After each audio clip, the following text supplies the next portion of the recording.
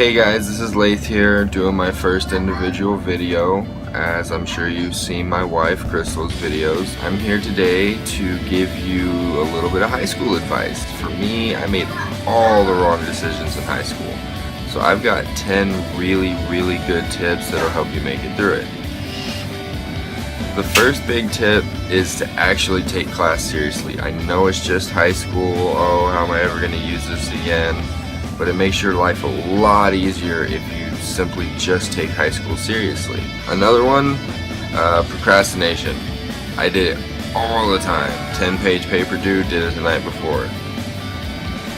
Group project, we'd all finish it 2 days before, 1 day before. It never works out for you, I promise you. I know you hear your teacher say that all the time, you're like, oh, I'll be fine. It never works out. And you'll be way less stressed out too if you don't procrastinate.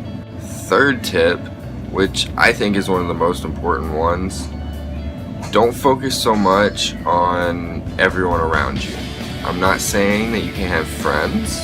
Having friends in high school is great, but don't focus so much on it that your social life and all that becomes more important than anything else, because at the end of the day you're there to learn. And a lot of those life skills you will use. I'm 20, almost 21, and I'm amazed at how much stuff I still use from high school. Enjoy your electives. That's definitely a big one. Try to enjoy your electives. Those are your breather classes.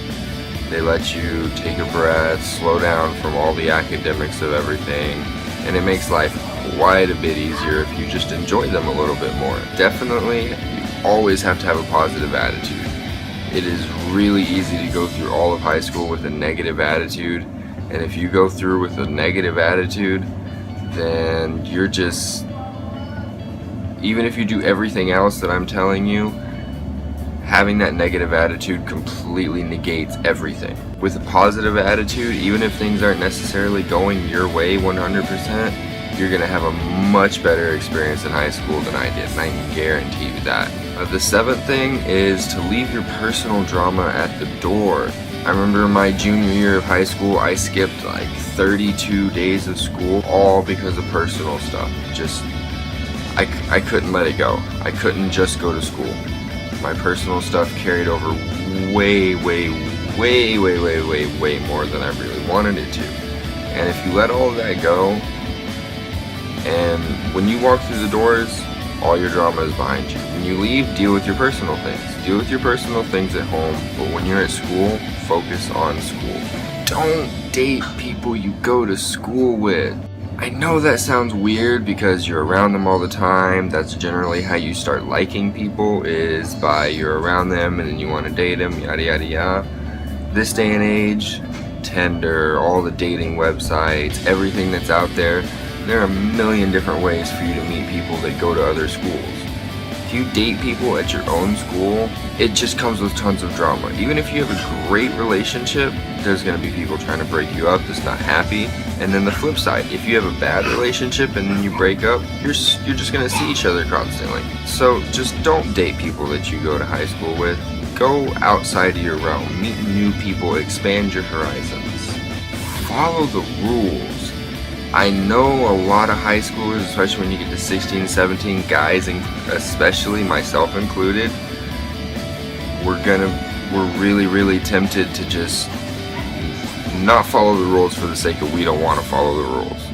But it really does nothing for you. It just makes your life harder. So take the 30 seconds. If you're not supposed to go to the bathroom without permission, don't do it, just ask. If you're not supposed to be in the library after 2 in the afternoon, don't be in the library. Just make your life easier. If you follow the rules, it's amazing how much the teachers love you more. Another really big thing is get close with your teachers. Now, I'm not saying be the teacher's pet, because nobody likes that. There's a difference between being close with your teachers and being the teacher's pet. Being the teacher's pet is when you constantly suck up to them, you make them feel like they're the best person ever, just for in your favor. But when you get close to a teacher and you get to try to actually know them a little bit as who they are as a person, it makes it easier to learn from them. Just like you'd rather learn from a close friend than learn from a stranger. saying you have to be best friends with your teacher, but if you understand them a little bit and understand their life and where they're coming from, you're gonna have a much better time. Number 10, last but not least, don't be lazy. I was the laziest person in high school. I'm an incredibly intelligent individual. I have an IQ score of over 175. On my SATs, I scored almost perfect. When you look at my actual intellectual, I am brilliant. But when you look at my transcripts and my grades, I look like your average kind of idiot. Simply because I was lazy. All you have to do to be incredibly successful in high school is get done the things you need to do. That's it. Found that out the hard way. I ended up going to a separate high school my senior year, doing everything online, and that worked great for me. But if from the get-go I had just done everything like I was supposed to, because I was lazy to the point where I was given homework, I was like, screw it, I'm not gonna do it, just because I didn't want to. So if you just do your work, you do your classwork, your teacher asks you to study a little bit, just study a little bit. School is only 4 years. When you graduate high school, you're 18. You have so many years ahead of you beyond high school that you might as well spend those 4 years making the best of it, because if you don't, it's amazing the repercussions it can have once you're out of high school. Most people think, oh, I don't need a high school degree, it's not going to do anything for me. It really does. It's not so much that, oh, I need Algebra 2 to get through life. It's the social skills, the life skills, the responsibility, everything else about it that really turns you into a good adult. These were 10 different pieces of advice from my personal terrible experience in high school that I wish I could have gone back and done differently. That I hope if you're watching this and you're in high school right now, it really helps you out. Thank you guys so much. Be sure to smash that like button if you enjoyed this, subscribe, and let me know what's going on. You guys have a great one.